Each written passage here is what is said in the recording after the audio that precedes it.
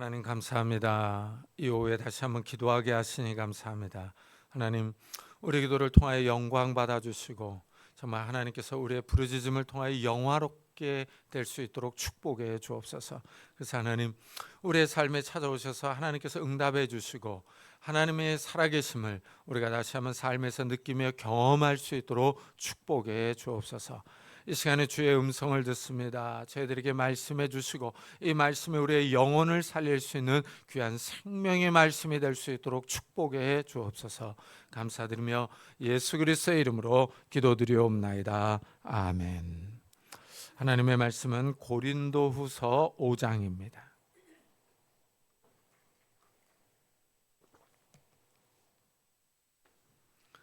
고린도후서 5장 16절부터 21절까지 저와 여러분이 한 절씩 교독하겠습니다.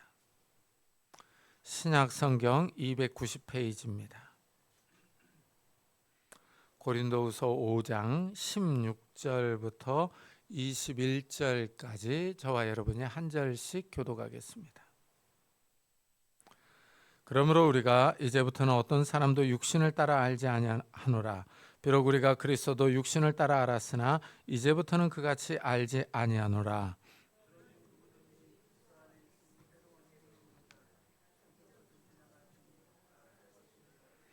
모든 것이 하나님께로서 났으며 그가 그리스도로 말미암아 우리를 자기와 화목하게 하시고 또 우리에게 화목하게 하는 직분을 주셨으니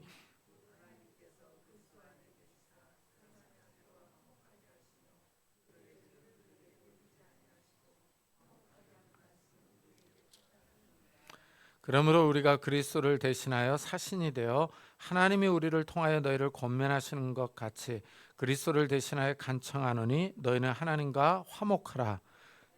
죄를 알지도 못하신 이를 우리를 대신하여 죄로 삼으신 것은 우리로 하여금 그 안에서 하나님의 의가 되게 하려 하심이라. 아멘. 바울이 앞에서 이 그리스도의 사랑에 대해서 말했습니다.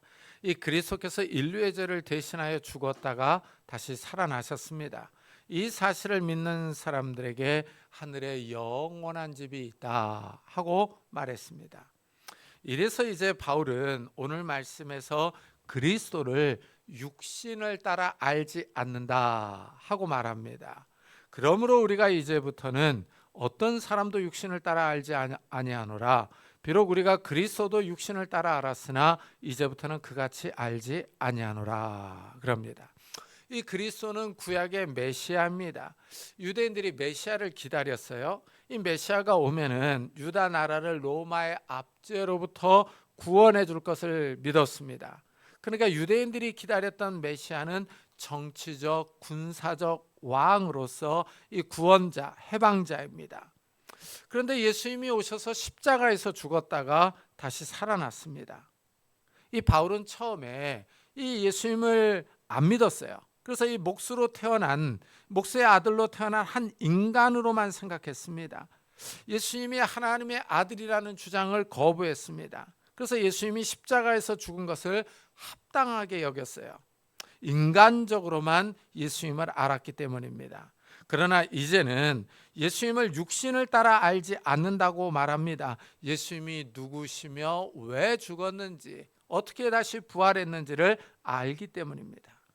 예수님이 그리스도로서 모든 사람을 대신하여 죽었습니다. 인류의 죄를 대신하여 십자가에서 죽었습니다. 죽은 지 3일에 하나님의 능력으로 다시 살아나셨습니다. 사망의 권세를 깨고 부활하셨습니다. 이 바울은 이 다시 살아나신 예수님을 도상에서 직접 만났어요. 예수님이 하나님의 아들이며 메시아라는 것을 이전에는 안 믿었었는데 다메섹에서 그 부활하신 예수님을 만나고 나서 믿는 거예요. 이래서 바울은 이제 더 이상 그리스도를 육신을 따라 알지 않겠다고 말을 하는 겁니다. 하나님의 능력으로 부활하신 그리스도를 믿는 겁니다. 바울이 그리스도를 믿는 사람들을 이렇게 말합니다. 그런즉 누구든지 그리스도 안에 있으면 새로운 피조물이라 이전 것은 지나갔으니 보라 새 것이 되었도다 하고 말합니다. 이 믿음을 가지고 있는 사람들이요, 그리스도 안에 있는 거예요. 이 그리스도를 믿는 사람들은 이 그리스도와 하나가 됩니다. 예수님이 십자가에서 죽고 다시 살아나셨다는 사실을 믿는 사람들이, 이런 사람들에게는 실존적인 변화, 이 내면에서부터 변화가 일어납니다. 그래서 옛사람이 죽어요. 예수님이 십자가에 못 박히신 것과 같이 우리 옛사람이 십자가와 함께 못 박혀 버립니다. 예수님이 다시 부활하신 것 같이 우리에게 새 생명이 임하는 거예요. 이래서 우리 안에서 내면적이고 개인적인 변화가 일어나요. 이래서 예수를 제대로 믿으면은요, 정말 아주 흥미롭고 신비로운 변화가 자기 내면에서 일어납니다. 사람 존재 자체가 변합니다. 이전에는 무신론자였어요. 그런데 하나님을 인정합니다. 이래서 예수를 믿고 회개하고 거듭나는 사람들이 신기해요. 예수를 믿으면은 이 신기하게 과거에 자기가 지었던 죄들이 다 생각이 납니다. 자신이 얼마나 큰 죄인이었는지를 깨닫습니다. 그 죄들을 하나님 앞에 회개하는 거예요. 눈물 콧물을 흘리며 울면서 회개합니다. 그리고 나서 신기하게 죄를 이제 멀리 하려고 노력을 해요. 그래서 이전에는, 예수를 믿기 전에는 친구들과 함께 모여서 술 마시며 음담패설을 즐겨 했습니다. 그런데 예수를 믿고 나면 이런 행동을 피합니다. 친구들을 만나서 술 마시고 야한 농담을 하며 웃고 떠드는 것이 싫어집니다. 이래서 세상 친구들을 만나는 것이 좀 의미가 없다고 하는 것을 많이 느끼게 돼요. 이 믿지 않는 친구들과 만나서 세상 이야기를 하는 것이 싫어지며 가치가 없다고 느껴집니다. 이래서 믿지 않는 친구들을 점점 멀리하게 됩니다. 내면의 변화가 일어나기 때문이죠. 바울은 그리스도 안에 있는 사람을 가리켜 새로운 피조물이라고 말을 합니다. 하늘로부터 거듭난 사람이에요. 그 유대인의 선생인 니고데모가 밤에 예수님을 찾아왔습니다. 예수님이 이 땅에 오셔서 많은 표적을 행하시고 기적을 행합니다. 그 표적을 보니까 하나님이 함께 하시는 것 같습니다. 하나님이 함께 하지만 저런 표적을 행할 수가 없습니다. 그래서 니고데모는 예수님이 행하는 기적을 보고 예수님이 보통 분이 아니라는 사실을 깨달았습니다. 그래서 니고데모가 예수님께 와서 이런 사실을 얘기를 했어요. 그러니까 예수님이 진실로 진실로 내게 이르노니 사람이 거듭나지 아니하면 하나님의 나라를 볼 수 없느니라 합니다. 예수님의 답변은 마치 동문서답하는 것 같습니다. 니고데모는 표적 이야기를 하는데 예수님은 거듭나야 한다고 합니다. 이 거듭나는 것이요, 다시 태어나는 거죠. 사람이 다시 태어나야 됩니다. 이 거듭나는 것은 위로부터 태어나는 거예요. 그러니까 이 말이 무슨 뜻인지 예수님이 다시 설명을 해주는데, 물과 성령으로 나지 아니하면 하고 말씀을 합니다. 위로부터 태어나는 거예요. 하늘로부터 태어나는 거예요. 이거는 물과 성령으로 가능합니다. 전적으로 성령의 일이라고 합니다. 이렇게 다시 태어난 사람이 예수님이 행하시는 그 표적의 의미를 알 수 있다는 거예요. 하나님 나라를 볼 수 있고 하나님 나라에 들어갈 수 있는 겁니다. 이렇게 태어나기 전에는 하나님 나라를 볼 수가 없습니다. 이래서 아무리 얘기를 해도 못 알아듣는 거예요. 예수 그리스도를 믿으면 성령께서 임하십니다. 성령께서 임하셔서 그 사람의 존재 자체에 영향을 미쳐요. 그 사람이 완전히 변합니다. 옛사람을 버리고 새사람을 입습니다. 이래서 바울은 그리스도 안에 있으면 새로운 피조물이다 라고 말을 해요. 새롭게 창조되는 겁니다. 부활의 생명이 임하는 거예요. 이래서 완전히 새 것이 됩니다. 이런 사실을 지금 사도 바울이 전파하고 다니는 거예요. 바울은 이 복음을 전하는 이 사도의 직분이요, 이 사도의 직분을 화목의 직분이다 라고 말합니다. 모든 것이 하나님께로서 났으며 그가 그리스도로 말미암아 우리를 자기와 화목하게 하시고 또 우리에게 화목하게 하는 직분을 주셨다라고 말을 해요. 예수님께서 모든 사람을 대신하여 십자가에서 죽었습니다. 이 사실을 믿는 사람들이 하나님과 화목하게 되는 거예요. 평화를 누리는 겁니다. 하나님이 그 사람의 죄를 용서해 주시고 의롭다고 하시기 때문입니다. 이래서 사도 바울이 그 뜨거운 이 날씨에도 불구하고 터키와 그리스 지역을 다니면서 복음을 전했습니다. 그리스도의 복음을 전하는 직분을 맡았기 때문이에요. 하나님이 그리스도를 통하여 사람들과 화목하게 되기를 원하십니다. 이 사도의 직분이요, 화목하게 하는 직분입니다.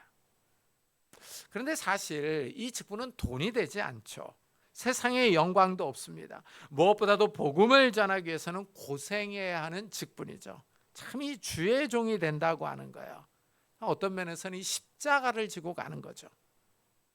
이 제가 신학교를 다닐 때요, 우리나라가 그렇게 부자가 아니었습니다. 개발도상국으로 한참 발전할 때였습니다.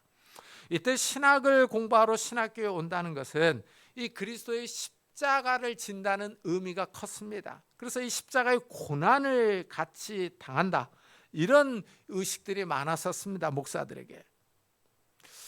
그래서 고난을 많이 강조했습니다. 그런데 요즘은 분위기가 크게 달라졌습니다. 우리나라가 부강해졌어요. 신학교에 오는 사람들도 이전하고 다릅니다. 가장 큰 변화가 신학교에서 보면요, 차들이 변화됐어요. 신학교에 옛날에는요, 이 신학교에 차를 타고 오는 학생들이 드물었었습니다. 기껏해야 교회 봉고를 몰고 왔어요. 그런데 요즘은 교회 봉고보다는 개인 자가용들을 전도사님들이 더 몰고 옵니다. 근데 보면 차들이 너무 좋습니다. 중형 이상의 차들을 많이 끌고 옵니다. 전도사님들이 뭔 돈이 있는지 저보다 좋은 차를 타고 와요. 그래서 참 속으로 궁금해합니다. 야, 장로님 아들이 왔나, 이런 생각이 듭니다. 참 한국이 잘 살게 됐어요. 이래서 그런지 이전만큼 고난을 강조하지 않습니다. 요즘 교회에서 전파되어지는 메시지를 보면은 승리, 영광, 부활을 더 강조합니다. 교회 건물도 크고 화려해졌습니다. 교회 여러 사람이 모이다 보니 음향시설도 좋아졌습니다. 교회 음향시설이 몇백만 원 이상씩 합니다. 몇백만 원은 기본입니다. 몇천만 원 이상씩 합니다. 교회 인테리어도 세련되었습니다. 교회 음악에 사용하는 악기들도 고가입니다. 요즘 피아노도 그랜드 피아노는 기본입니다. 파이프 오르간이 있는 교회들도 있습니다. 교회도 화려해지고 부해졌습니다. 십자가의 복음보다는 부활의 복음이 더 강조되는 시대입니다. 우리가 살아가는 현대는 사도 바울의 시대와는 크게 다릅니다. 사도 바울이 이 화목의 직분을 맡아서 죽을 고생을 하면서 복음을 전했어요. 곧 하나님께서 그리스도 안에 계시사 세상을 자기와 화목하게 하시며 그들의 죄를 그들에게 돌리지 아니하시고 화목하게 하는 말씀을 우리에게 부탁하셨느니라 합니다. 하나님이 그리스도를 통하여 세상과 화목하려고 하십니다. 그리스도께서 중보자로서 하나님과 세상 사이를 화목하게 하십니다. 이 일을 위해 사도 바울과 같은 사역자를 세워서 화목의 직분을 주셨습니다. 이 화목의 직분을 맡은 사람들이 화목의 말씀을 전합니다. 이 말씀을 전파해서 이 말씀을 믿는 사람들을 하나님과 화목하게 하는 겁니다. 그러니까 이 하나님과 화목하는 방법이 이 말씀을 통해서입니다. 이래서 기독교는 말씀을 강조합니다. 이 교회가 가장 중요한 일이 예배드리는 일이죠. 일주일에 한 번 모여서 예배를 드립니다. 1시간 예배를 드리는데 60분 가운데 반 이상을 30분가량을 설교에 할애합니다. 하나님의 말씀을 풀어서 설명하는 시간입니다. 그만큼 말씀이 중심을 차지한다는 의미입니다. 성도들에게 하나님의 말씀을 듣는 시간이 가장 복된 시간이며 하나님을 알아가는 시간입니다. 화목하게 하는 직분을 맡은 사람이 이 화목하게 하는 말씀을 제대로 전하느냐가 가장 중요한 임무입니다. 설교가 참 흥미롭습니다. 우리가 그냥 성경을 읽을 때는 참 이 말씀이 그냥 그렇고 그런 것 같습니다. 그렇게 마음에 와닿지를 않습니다. 그런데 이 설교를 통해서 이 말씀을 들으면은 참 신기하게 이 말씀이 생생하게 들립니다. 말씀이 살아있는 것 같아요. 그 귀에도 더 잘 들립니다. 귀에도 더 잘 들리고 영혼에도 박혀요. 그래가지고 내가 이렇게 살면 안 되지 하고 경각심을 갖습니다. 참 신기합니다. 이 말씀을 통해서 성령께서 우리의 생각과 영혼에 자극을 주는 거예요. 충동하는 거죠. 찾아오시는 겁니다. 이래서 성도들이 설교의 은혜를 받았다라는 말을 자주 합니다. 신기하게 말씀이 살아 있습니다. 하나님이 말씀을 통하여 자신을 드러내시는 거예요. 말씀을 통하여 우리 영혼에 말씀하시며 우리의 영혼을 자극하며 충동하며 찾아오는 겁니다. 바울은 하나님께서 화목하게 하는 말씀을 부탁하셨다고 말합니다. 하나님이 말씀을 바울에게 전파하도록 위임했다, 위탁했다는 뜻입니다. 화목하게 하는 직분을 맡은 자의 임무는 하나님의 말씀을 성실하게 전하는 것입니다. 이 직분을 맡은 자는 자기 생각이나 사상을 전하는 것이 아니라 이 화목하게 하는 말씀을 제대로 전해야 합니다. 어떤 정치적인 견해를 말하는 시간이 아니라 하나님의 말씀을 말하는 것입니다. 이래서 바울은 자신이 말씀을 혼자 파괴하지 않았다 라고 2번이나 말을 하고 있어요. 이 말은 하나님의 말씀에 어떤 불순물도 섞지 않았다, 이 하나님의 말씀을 전해서 어떤 이익도 취하지 않았다, 이런 의미입니다.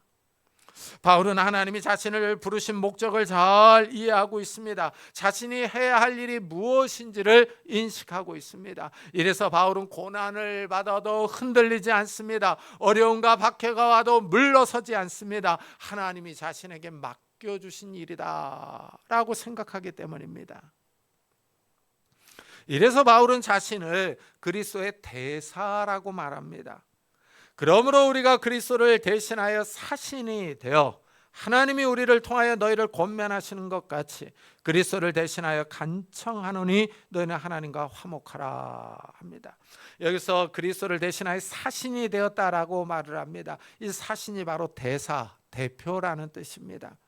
대사는 한 나라를 대표하여 다른 나라에 파견되어 주재하면서 외교 교섭을 하며 자국민에 대한 보호와 감독의 일을 수행하는 사람입니다.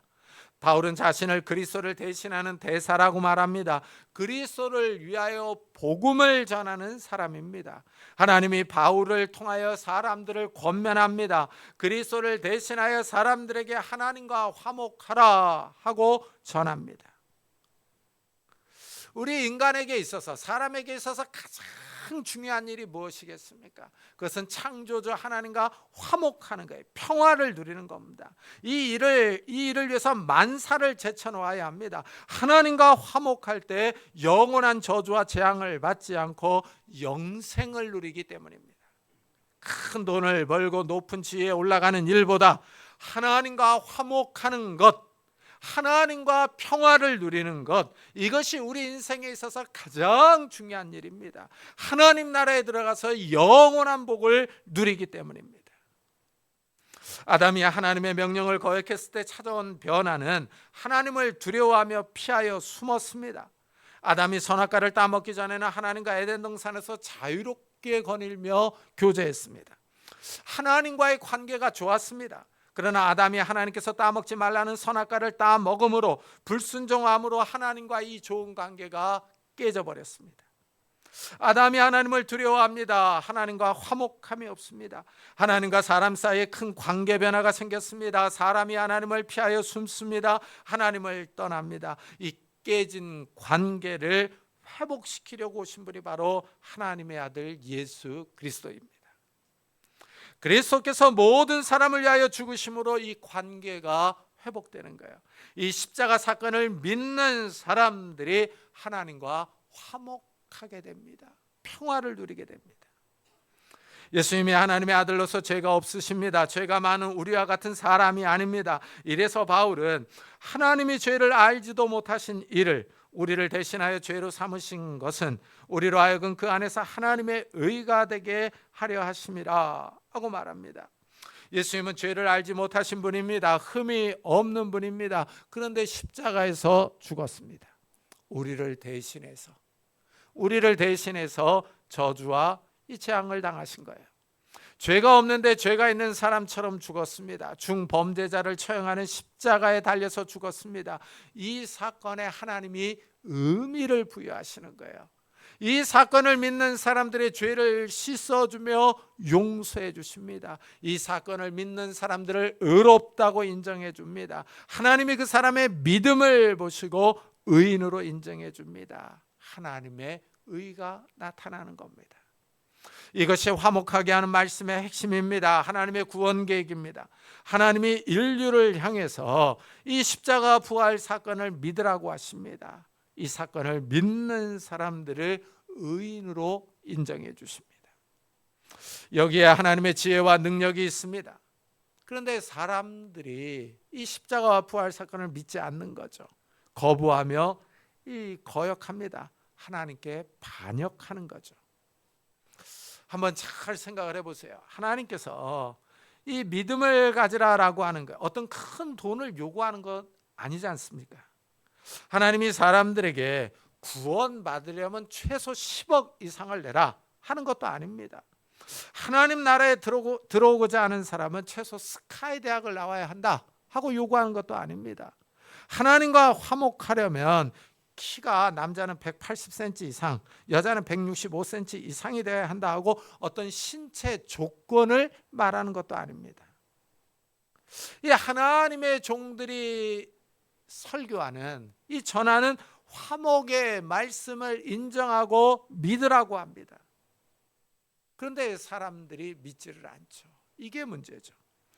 이 복음을 전하면 사람들의 반응이 다양합니다. 어떤 사람은 순순히 잘 믿는 사람이 있어요. 어떤 사람은 아주 강하게 거부합니다. 쓸데없는 소리 한다고 욕하는 사람도 있어요. 어떤 사람은 복음을 전하면 아주 좋은 소리라고 그럽니다. 좋은 소리인데, 그런데 종교에 깊이 관여하기 싫다고 말합니다. 아주 젠틀하게 거부를 해요. 그렇지 않습니까? 이 기독교에서 얘기하는 게 정말 좋다고, 윤리적으로 도덕적으로 아주 깨끗하고 고상하다고. 근데 이 기독교에 깊이 관여하는 거 좀 그렇다고 이렇게 얘기를 합니다. 이런 사람들은 자기 중심적인 사람들이에요. 하나님을 위해서 자기의 시간이나 재능 또는 물질을 희생하는 것을 원하지 않는 겁니다. 자기가 중심이죠. 자기가 하나님보다 더 우선인 사람입니다. 이 화목하게 하는 말씀을 받아들이는 사람들이에요. 이런 사람들이 그리스도 안에 있는 사람들이고 새로운 피조물입니다. 새롭게 창조되는 거예요. 내면에서부터, 우리 개인이 내면에서부터 변화되는 겁니다. 예수님의 부활 생명이 그 사람에게 임해서 존재 자체가 변하는 겁니다. 우리가 바로 그리스도 안에서 새롭게 된 사람들이에요. 이래서 우리는 이제 이 땅의 것을 바라보며 사모하는 것이 아니라 하늘의 것을 사모하며 바라봅니다. 우리가 이 믿음으로 하나님과 화목하게 되었다는 사실을 기억하면서 하나님 앞에 더욱더 담대히 나아가는 성도님들이 되시기를 예수 그리스도의 이름으로 축복합니다. 기도하겠습니다. 우리 한번 들은 말씀을 생각하면서 나를 하나님과 화목하게 하시고 평화를 주신 그 하나님께 감사하면서 정말 우리가 죄를 멀리하고 버려버리며 하나님께 더 가까이 가게 해달라고, 하나님과 더 화목하게 해달라고 우리 한번 같이 자신을 위해서 기도하고 예배 마치도록 하겠습니다. 하나님 아버지 감사를 드립니다. 오늘 다시 우리가 하나님의 말씀을 들었습니다. 우리에게 화목의 말씀을 들려주시고 하나님과 화목하게 하여 주시니 감사합니다. 하나님 정말 우리가 죄를 멀리하며 버려버릴 수 있는 자들이 되게 하시고 세상을 사랑하며 버려버릴 수 있는 자들이 되게 하시고 세상에 있는 것들을 멀리하게 하여 주시고 이 세상에 썩어져가는 것들을 우리가 사모하며 동경하는 자들이 아니라 하늘의 것을 사모하며 동경하는 자들이 될 수 있도록 하나님께 더 가까이 갈 수 있는 자들이 되게 하여 주시고 하나님을 더 의지할 수 있는 자들이 되게 하시고 하나님께로 더 가까이 갈 수 있는 믿음의 사람들이 나아질 수 있도록 우리가 그리스도 안에서 새로운 피조물이 되었습니다. 하나님을 의지하고 찬양하고 하나님께 감사하고 하나님과 가까이 갈 수 있는 믿음의 사람들이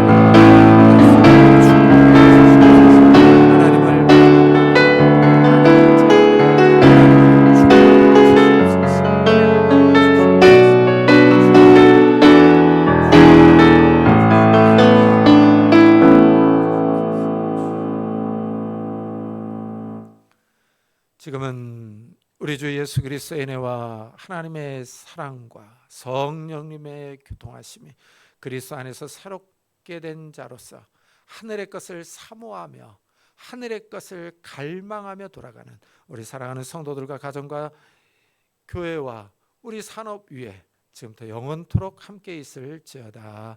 아멘.